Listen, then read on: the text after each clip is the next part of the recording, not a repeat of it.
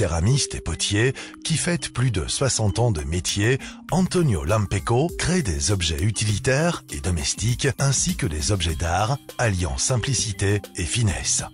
À l'occasion de l'exposition Antonio Lampeco, Véronique Vercheval a réalisé un reportage photographique sur l'artiste prolongeant l'approche de son père, Georges Vercheval, qui, dans les années 70, avait consacré une belle série aux céramistes. La 19e édition du Salon Wallon des métiers d'art, intitulée Point d'équilibre entre adresse et création, mettra l'accent sur le savoir créer propre aux métiers d'art. Le céramiste Antonio Lampeco nous parlera de sa passion pour la terre. Cette conversation sera animée par Ludovic Recchia, conservateur au Musée royal de Mariémont. Une visite du Salon Wallon des métiers d'art est également proposée en compagnie de Louis Richardot, historien d'art. De la même façon que l'étoffe de l'homme change de façon démoniaque, il faut avoir observé des êtres humains à l'état sauvage pour parvenir à les comprendre. La guerre est quelque chose de bestial. La faim, les poux, la boue, ces vacarmes d'enfer. Tout est complètement différent. Autodix. En regard d'Autodix, Dirk Bregman exposera un travail exceptionnel réalisé à partir de tirages d'anciens négatifs d'un photographe anonyme.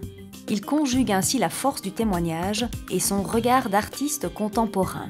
Georges Grosz sera quant à lui exposé au musée Rops.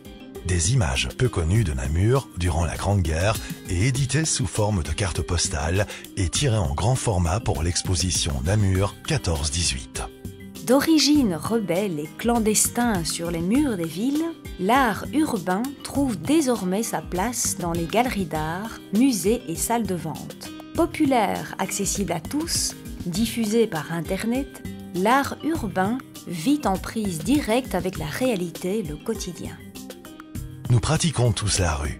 Cet espace public est un excellent moyen de rentrer en contact avec différentes pratiques artistiques contemporaines. Autodix, Dirk Bregman, un duo peinture-photo sur la puissance d'un art qui s'insurge pour un plus jamais ça à l'actualité encore brûlante d'aujourd'hui. La visite de l'exposition 14-18.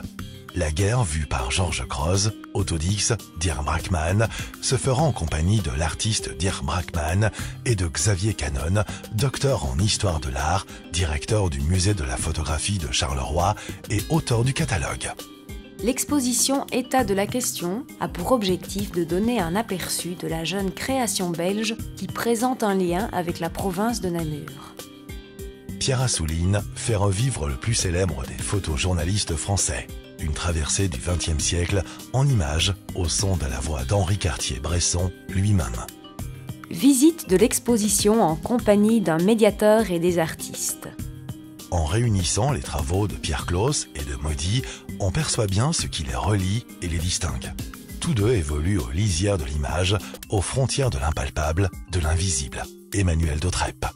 Visite guidée de l'exposition Pierre Claus Maudy en compagnie d'Emmanuel Dautrep, enseignant, éditeur et responsable de l'annexe des Brasseurs à Liège et des artistes.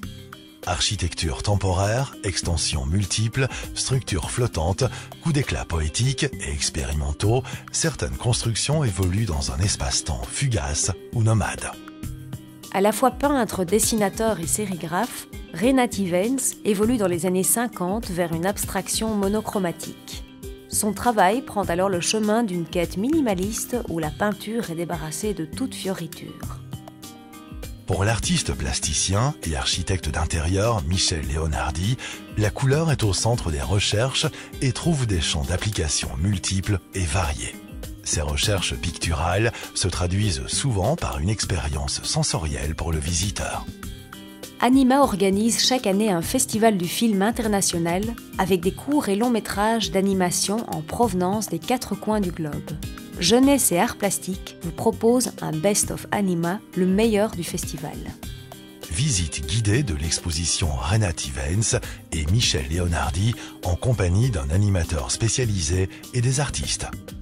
En collaboration avec le musée Rops, une exposition sur le thème du voyage.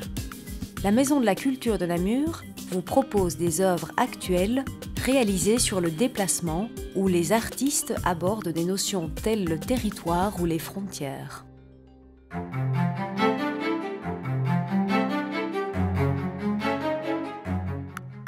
Biennale internationale du théâtre d'amateurs, le festival est une fenêtre ouverte sur le monde. Pour cette 9e édition, 12 compagnies venues du Brésil, de Singapour, d'Italie, du Bénin, de France, de Croatie, d'Iran et bien sûr de Belgique nous donnent rendez-vous sur les planches. Scène à 2-3 propose aux jeunes de l'enseignement secondaire et de 6e primaire de se produire sur les planches avec de courtes scènes d'environ 10 minutes à 2 ou 3 personnages. Le théâtre-action approche toutes les populations et plus spécifiquement celles écartées des circuits habituels de la culture. Il développe des ateliers théâtre basés sur l'écoute et la prise de parole des participants et concrétise ainsi en spectacle des créations collectives issues du vécu local.